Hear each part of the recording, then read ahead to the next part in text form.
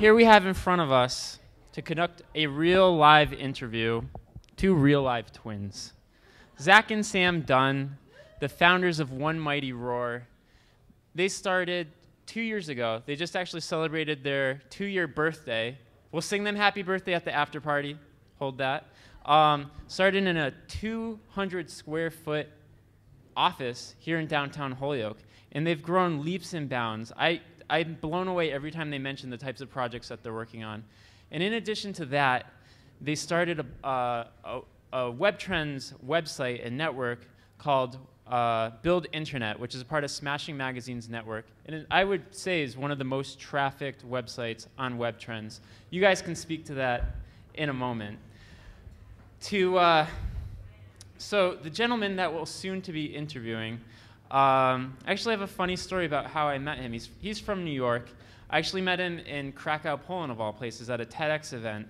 And we got talking, and it was soon revealed to me that this is a true guru of user experience. 7 years at Zappos, 2 years at Gilt Group. Brian, we're so stoked to have you here. You're probably jet lagged, so we have something to wake you up a bit.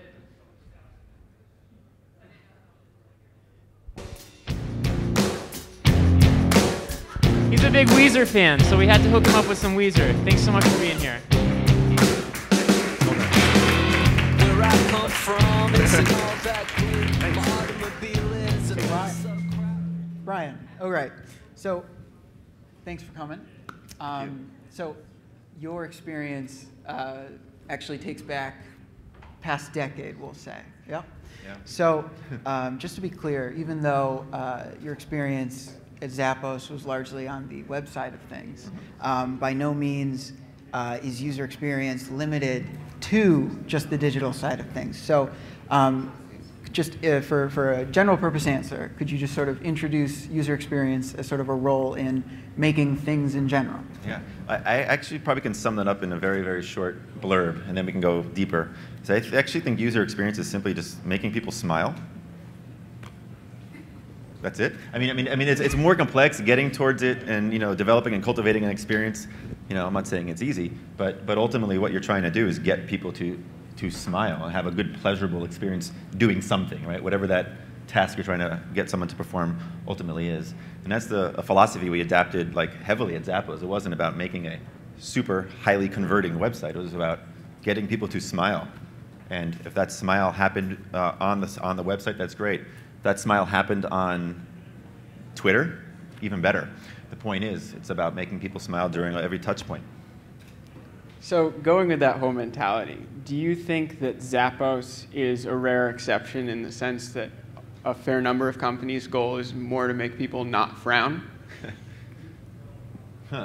I would say maybe at the time when we kind of adopted this philosophy and really started to recognize the power and positive customer experience, it may have been rare, but I would say now, by and large, most of the startup companies that I see and most of the companies and products that I use seem to adopt that type of philosophy. I'm finding it less and less rare, personally. But I think it's not something you can just say, let's go and make our customers not frown, or let's go and make our customers smile. I think you need to do it in a way that's kind of conducive to supporting whatever it is, your value proposition that your product has to offer. So for us, it was happiness. So let's talk about that a little bit, because clearly everyone can say, let's make people smile. So how do you take that and then let that overall direction inform what you do next? So how do we turn that around into an action? Like how do we turn a smile into an well, action? how do we go? How does a website elicit a smile from someone? Oh, wow. I can give you a few concrete examples of things we tried that I thought were pretty fun and interesting. Right? Okay, so taking the whole notion of your website just needs to work and put that aside for a second. Let's pretend we make a website that works and people can check out and buy stuff. Errors and mistakes are going to happen on your site. You're going to serve a whole bunch of 404 pages. At Zappos, we served maybe 40,000 of these a week. And for the non-tech savvy, 404 is basically the page is missing. Yeah, in the old days, you get this thing like, "Oops, your page cannot be found." Well, I would say those things are inevitable. They're going to happen. We took that page, and like many companies are doing these days, and we turned that into an opportunity to make our customers laugh hysterically. And we took, and what we did is we threw pictures of dogs in boxes looking for products and it said, oops, Spot the dog, can't find it. Sorry, he ate the cords, and stuff like that. And I would say, like, that's one example of, like, basically taking the inevitable bad things that are going to happen on your website and turn it into a positive experience. And not only, can we, let me put that aside for a second. We were able to measure that as a positive success in a certain way. There was sentiment analysis we would do in social media. All of a sudden, our 404 page, people are tweeting out, incorrect, kind of broken URLs on purpose, so people would then land on these pages and see it. That's kind of a good thing, right? And secondly, like, from a pure analytics perspective, when 70% of users were exiting via that page when it was being served, and then all of a sudden it goes down to 40%, that's phenomenal. So, you're taking that, and all of a sudden there's thousands of more people who are not leaving your site because you served them this kind of humorous, funny experience. I mean, I have another one if we have a moment. This was my favorite. I hope I don't offend anyone, but, like, I don't really understand SEO. I think it's a kind of voodoo magic. I don't get it. And at Zappos, sometimes the SEO team was so powerful, and they would come in and say, we need to do this. And I was like, okay, I won't fight. So we'll do this. And let's say this was, in this case, it was, we need to leave all the products on the site that we're not selling anymore because it's giving us good positive SEO. Customers are coming. And my response was like, well, actually, it's kind of crappy. So we're going to say, hey, customer, here's a product, but when you try to buy it, sorry, you can't do it. That's kind of ridiculous. But so we took that moment and we said, okay, let's do something that satisfies the SEO team's needs, but also makes our customers smile. So we created this page that has a list of all of our products that no longer are for sale, because that's what the SEO team wanted. And the second a user were to put their mouse over that area, a little zombie would pop up, and it would say, like, ooh, sorry, these are dead products, and you can't buy these anymore. And then the thing would roll back down. And it sounds absolutely ridiculous. And but the SEO team got their initiative through, and we, from a UX perspective, got our customers to smile. And we know they were smiling because the same type of sentiment analysis that was done before was occurring again. You see people tweeting this zappos.com/zombies page, which is the URL. And by and large, you would see what you would expect to be a high exited area of the site because people are being given this kind of big brick wall. They can't make a purchase. They're not leaving. They're sticking around and kind of funneling through elsewhere. That's not information architecture, that's not interaction design, that's not visual design, that's purely making someone smile. Obviously, when you have specific numbers like that, it's easy to sort of champion the cause further, but is there any sort of advice to perhaps championing the cause to begin with? Because certainly not everyone can work in sort of the Zappos environment where that is the directive. So how can someone, zombies aside, say, take what they're trying to do and present it to people in a way that really is more conducive to that? So. Yeah. Well, I mean, that's a tough question. I don't think there's a formula. I think it's a matter of looking deep inside to your company's DNA and making sure that your DNA includes things that are there to make people happy or perform a certain or elicit some sort of emotion.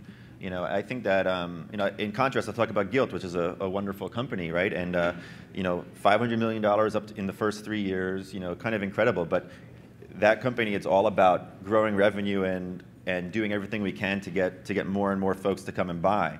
But what the problem that exists at a company like that, because that notion of happiness and getting customers to smile throughout their experience doesn't exist, and we see a much lower customer retention rate there.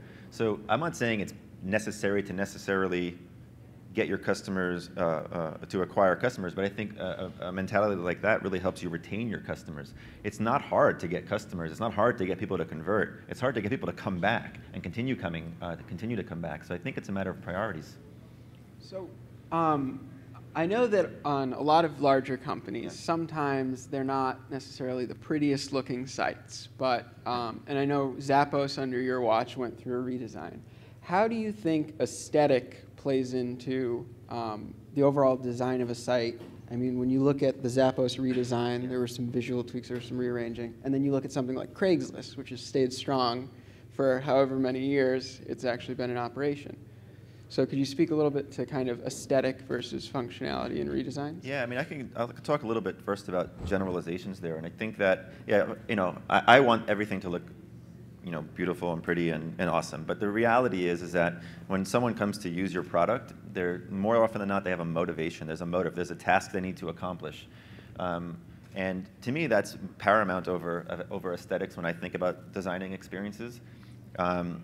So the Craigslist, for example, it came out during a period of time where I guess design in the web wasn't necessarily where it is now. I don't think people expected, these incredibly designed sites. They expected to be able to perform an action. Craigslist got to grow their brand so much, and the utility of their site was so specifically clear that I think that overpowers the lack of aesthetic or the desire to have to create something beautiful. Now at Zappos, a little bit of a different issue is that in the early days, it was all about getting people to check out. So let me explain that a little bit more.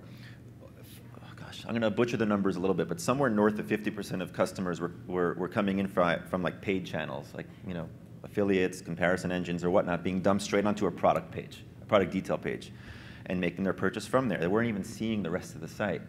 And we recognized that and said, okay, we're not going to even focus there. We're going to focus on building customer service and a logistics center and put all web design and web aesthetics aside for a moment because it just wasn't important. But as the brand became really strong and as people started coming directly to us, we started recognizing that newer customers were being turned off because of this thing that looked like Walmart. And we really weren't adequately communicating our value proposition through aesthetics, through design. So I think it's important to the extent you have to communicate something that new users don't know, personally. And I think the strength and value of your brand is something that needs to be considered in the mix when thinking about aesthetics. It's not just about creating something beautiful. I think creating something beautiful is not hard. Creating something that marries and aligns to your customers' motivations and your brand's desires is paramount. So I know I kind of didn't answer it specifically, but I don't think there is one answer. There's no shortage of nice sites out there. So in listening to you speak, there's clearly a plan and to all of the design, and there's reasoning. So how, when Zappos particularly, we had spoken earlier, and there was a specific case where designers were coming out of the woodwork and saying, Zappos, your design sucks, and here's a better one. And they took it upon themselves to publicly post this design, which redesigned it. Brian took upon himself to then respond to. Yes. Class act. It was great. That was fun. It was fun. So what? Good. Say it in unison. We're not stereo okay. right now. We've done that before, and it just blows people's minds. Not today. Okay. I'm going then. So what internally, because when there's redesigns like Facebook continually updating, and of course you get the people grumbling saying Facebook doesn't know what they're doing with this redesign, or this site's long overdue for a redesign. Yeah. What besides, is there ever a point when a redesign starts that's purely based on our aesthetics look outdated, or internally did it have to be much more than that? I would say in the Zappos experience, a lot of it was because of outdatedness, to be quite honest. But it was we were very deliberate in how we tackled the problem. We didn't go into this saying we need to just make a prettier site. We went into this saying we need to evolve the site rapidly to a way that's representative to our core values and more importantly to our users' motivations. Then of course there's all these things that are very tricky that get thrown into the mix when doing this sort of stuff. There's like this pesky thing called technology, right? And when Zappos started in 1999, it was architected really quickly on a thing, using technology called Perl, which people don't really use much anymore. And it started taking off, and all of a sudden we found ourselves painted in a corner, and it became really hard to make changes to the site. Now, kind of going back to the Facebook example, I would say that Facebook. First of all, let me caveat. I actually hate the word redesign. I think we should never use it again. I think it's what you should be doing is consistently evolving your site. If you're redesigning your site, I think you're kind of possibly pulling the the table. What is it? The table linens out from all that stuff. I don't know the word of it. It's called. It's one of those things. Some things will fall, some things won't. For us, it was a matter of getting ourselves with a stronger brand identity. Now, there was an article kind of what you guys are mentioning. There's a gentleman, a nice guy with has a pretty successful design agency, took it upon himself to just say, wrote an open letter to Zappos saying, hey, your design is terrible, and here's why. These 5 points. It's terrible, and oh, by the way, here's your new site. And it really, it was polished up. It was, he repainted it and made things by and large prettier. But there was absolutely zero regard to user motivation. Like, for example, you couldn't even find the search bar, which over 60% of our customers used. And that, to me, is an example of an ill-conceived design evolution, because really what you need to do when you're evolving your site or redesigning is understand what it is you're trying to accomplish, not just making it pretty. So, in your time as a UX designer, how much did your time at Zappos influence, your time at Gilt Group, and then now into your own ventures? Yeah. Obviously, the person you entered as is not the person you left as. Yeah. So we went from the large company structure to now kind of the startup. Yeah. Yeah, I went from so Zappos, when it had started, gosh, there may be 20 people. We kind of grew, became a big company. All of a sudden, there's this big old company. I leave, I go to Gilt Group, and I thought, hey, I'm going to apply everything I've learned at Zappos, at a one-to-one relationship here. And I didn't do such a good job because, I didn't recognize the fact that different companies have different dynamics, and what worked here doesn't necessarily work there. So simply, trying to apply what I learned at Zappos over at Gilt, which was really about trying to make people smile and all these sorts of things that I believe were the way you're supposed to do it, didn't really work. So it was a good learning experience for me, and I very quickly realized, I'm not cut out for big, ginormous companies that are on this growth trajectory, straight up to the moon, which Gilt was at. So when I decided to leave Gilt, I started really reflecting internally. I'm thinking, what was it that was so special about Zappos back in the early days that set us up for success? And I really thought, I kind of racked my brain, and I really came to the conclusion that it's about building a company, a strong company culture, and a product that matters beyond just the selling of a product. So at Zappos, you would see shoes that we were selling, but by and large, we were selling an experience. We were selling a service. Again, making people smile. So what I'm doing now in this product called Snipwits, which is just only out for 10 days, and it's a little buggy. If you try to go to it on your mobile phone right now, it's not going to work. I'm sorry. And I'm sorry with a smile. Is I'm trying to make a positive impact on people's lives every time they use a product, and that's the key thing that I'm taking away from that experience. Just for the reference of the audience, what is Snipwits? Yeah. Snipwits is a new product that is intended to get people excited to want to learn. I mean, it's the nuts and bolts of it, but the hook being, using fun facts that we pick up through our daily lives, presenting those in such a manner that allows you to now be interested in a certain topic because you learned that fact. So I'm trying to take some inspiration from social mechanics that we are all familiar with now and create a network of educational opportunities using fun facts. So imagine a digital, highly interactive version of a Snapple bottle cap, but with hundreds of thousands of facts. And and I can tell you where you can learn more about that stuff. That's the ultimate part. Yeah. So, granted, not everyone at today's conference is coming from the digital space. So, how can you? Let's put it this way: your skills. If you were to be thrown into a company tomorrow that had no digital presence, how much of that is still relevant? How much of that experience can you still engineer without sort of just the asynchronous sort of screen-to-person connection? Yeah, well, I think, so everyone here familiar with Foursquare? I think what Foursquare does brilliantly is merge the online world and the offline world, right? And there's an opportunity for many companies to do that. And I would say if I were to jump into a company now that sold widgets offline, these little physical goods, and didn't have any online presence, I'd probably try to first identify how can I take what's happening offline and try to find the right way to balance, to bring those experiences online in a meaningful way. Now, I'm not just saying build a website. I mean that's silly. Everyone has a website. But what Foursquare does, and what I would take away from that, is they basically say, hey, there's this physical world that's going around, this real world that, hey, everyone's forgetting about.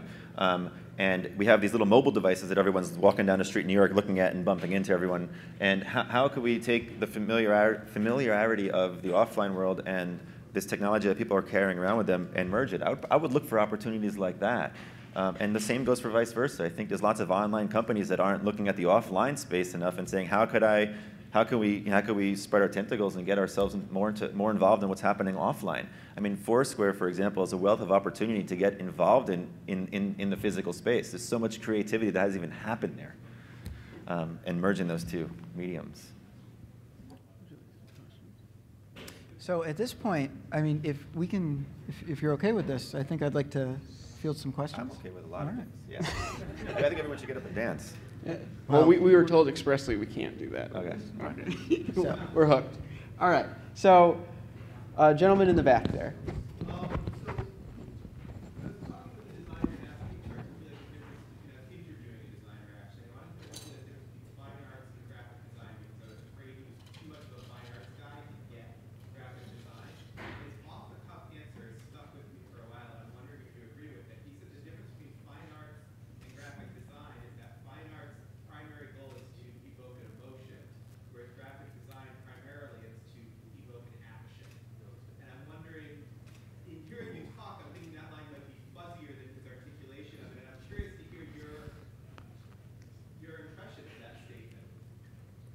I disagree. I mean, there's a little bit of truth in that. I mean, clearly, a lot of it, I think, is in the eye of the beholder. But I would say that graphic design, fine art, I guess, is, the artist probably has a vision. They have something they want to communicate. It's probably an emotion, and maybe it's a political statement, but it's something they need to communicate still. Even if the communication is just in their head and you don't even get it, but they're trying to communicate something. I would say graphic design, maybe it's just a more organized version of that, or a more corporate version of it. But realistically speaking, I think that graphic design and fine art aren't terribly different in what they're trying to solve for, but the problem's coming from a different place. And of course, the mediums may be different. I understand all that, but emotionally, I blur those lines heavily. I thought you'd say that. All right. Yeah. How about the woman in the back?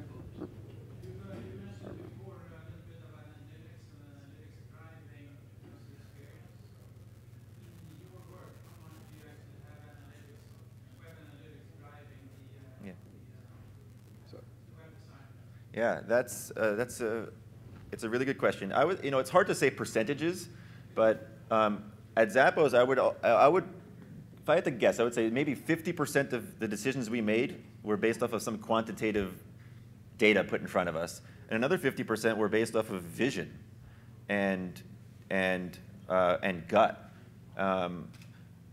Whereas at Gilt, it was considerably different. I would say about 80 to 90% of our decisions were based off of what Omniture was telling us, right? So my belief is that if you're chasing data exclusively, you're more than likely falling onto the side of a potentially less emotional experience. And at Zappos, it was all about emotion, and I just think it's probably going to be company and goal specific. But if in the company I'm creating now at Snipwits, I'm not looking at really analytics. I care about how many users I have. I care about how many posts they're creating, but right now, I'm trying to make sure that the product is sound and that I feel comfortable as a designer that the product's going in the right direction, and that's purely emotional. I've seen lots of larger organizations fall into the pattern of optimizations, right? And young companies, let's just going to arbitrarily say a company that's a year old, I don't think can afford to be in optimization mode. And quite often, I think strictly looking at analytics means you're optimizing. You need to take some big risks, because those big risks will give you those big rewards. And those are the things analytics can't necessarily tell you. So for more developed companies, do you think they should adopt more of the mentality of adjusting to what the users want, or in some level instructing them, kind of, for instance, I'll use Facebook's new redesign with the timeline. Mm-hmm. They're in a way presenting new things that they think the users want. Yeah. So what is kind of a good balance in your mind, or is there one? I have a bad answer. I don't know, to be honest. I would say it's really depends. Like in the Facebook example, they, I think for the first time in a long time, have a real risk in front of them of losing users, right? Of all these incredibly new, awesome, innovative companies coming out and leveraging all the things that they have learned from Facebook and saying, hey, Facebook, taught us all this stuff, and here's what's missing, blank, and they fill in these blanks. And then what Facebook has to do is aggressively try to reinvent themselves and create new needs. I don't think anyone recognized we needed Facebook, right? When it didn't exist, no one said, hey, listen, some visionaries did, but the average person didn't, right? So I think those big steps forward that they're taking are about creating a new need, and probably a little bit of problem solving. When, in contrast, more often than not, you have companies going in trying to solve a problem and fill it with a product. So that actually kind of brings up an interesting point that goes with the analytics, and that is how much, in your experience, should these sorts of decisions be made based on internal testing, where you're in sort of the maker's bubble, where the only people testing it are the people actually making it, and then you sort of do it live and test that, and how much should rely on bringing in like a test group? Yeah. Well, how strong is your vision? It would be the question I would ask before they answer that question. Well, let's say when Zappos was going through the redesign, how much of that was based on actual formal testing versus like we think that based on the data we have so far that this massive change? Yeah, I'm going to give you the same 50-50 answer. I mean, we knew how people used the current site, and we made sure that we didn't break anything that was currently working. So it was largely first about figuring out what was working and what wasn't working. The things that weren't working, we pulled a lot of it. The things that were working, we left and we didn't mess with too much. The rest of the things that were added and changed were based off of a lot of our intuition and a lot of what we held in our head as our vision. We were at a point where growth was slowing. Instead, we weren't having this 2-3-fold growth anymore. We were growing only by like 30%. Okay, only, but like, when you're growing. When you're growing, 2-3-fold every year, and then it starts going to 30%, your board freaks out, and everyone says you're doing a bad job. So we had to take some big risks, and by and large, a lot of these risks paid off. The ones that we failed miserably on, hopefully no one here even knows about, because we were really quick to pull these things off. There was a thing called My Zappos, which we spent a lot of time and money on, and all 44 people who used it for the first year, it basically told us that, like, okay, this, we went in and took a big gamble and, pulled it, and we were very quiet about it. And it wasn't so much analytics, really. We just. So I think we have time for 1 to maybe 2 more questions. 1.5. We'll go 1.5. We'll cut someone off midway. Yeah. Starting now. Okay. Yeah.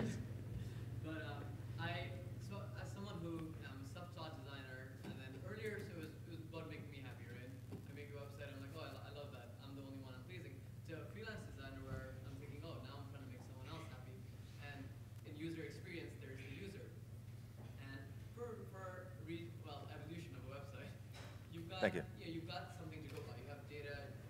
You have, what you can change, what you can't change. But when you're starting out with a new design, right? You're there's that process of trial and error, and you're trying to figure out what it is that you want to present. How do you start? How do you understand what the user will want or expect? Where do you even begin with that? Yeah, one of the things that I've have done at both of my companies I've been at, and I plan to probably do in the future in some iteration, would be create charter groups. And by charter groups, so these are let's say you pick 10 of your most loyal customers, and you form a relationship with them. You get them in, and you have like a roundtable lunch once a quarter, or however frequently you need to do it, and intimately ask them questions, talk to them, but ultimately try to understand what it is that drives them, what it is that makes them want to use your product. And the reason I would say a charter group is so that way you have those same 10 people coming back and giving you kind of feedback on your evolution consistently. The opposite approach could be doing very basic user testing, where you do this every month, every week, whatever, but you're getting different people in. The difference there is that I think with generic user testing, it's more about, are you able to perform action X, Y, or Z? And whereas charter groups help you more in the emotional side, and that is this solving a specific problem for you, or is it fulfilling this need? But more importantly, I just think it's important to get your product in front of users for the feedback. But it doesn't mean you have to do everything your feedback tells you. That's the problem a lot of companies fall into, is that they'll hear one thing and say, someone will say, this button isn't working, and then you pull the button. Well, 10 people is just 10 people. It's not a huge sample. Half a question more or no more? You know what? We'll see. We'll see how long their question is. Yes, right in front here. Yeah, I was wondering if you think there's any future in customizing UI on a per user basis, based on analyzing user behavior on a per user basis. Maybe if on an e-commerce site, one customer, you get the impression they buy more based on design. Maybe you show them larger thumbnails. Yeah. If another customer buys more on price, maybe you include more price information, like savings off. Yeah. So not quite MySpace customization. Yeah. I think there's a big future in that, and I think that's it's a problem. It's a challenge to execute, but I would say that right now you'll see some sites that allow a user to put in their personal preferences, and those personal preferences will spit you back some sort of interface that may be specific from person to person. But if it's something that the system is learning because of your specific actions, I would say that first off, I don't have much experience in that. I need to caveat that and say that you definitely see some of that sort of stuff happening here and there with the way, let's say, how products are recommended to you based off of what you've been browsing. Now, interface elements, it just gets tricky because as you as a user start trying to, let's say, share a link and get others to come in, there's no guarantee that people are going to be having that same experience, which gets a little tricky. I don't know. I would say I see a trend in that, but I have honestly a lot to experience in that still. All right. And with that, thank you. Yeah, very thank much. you. And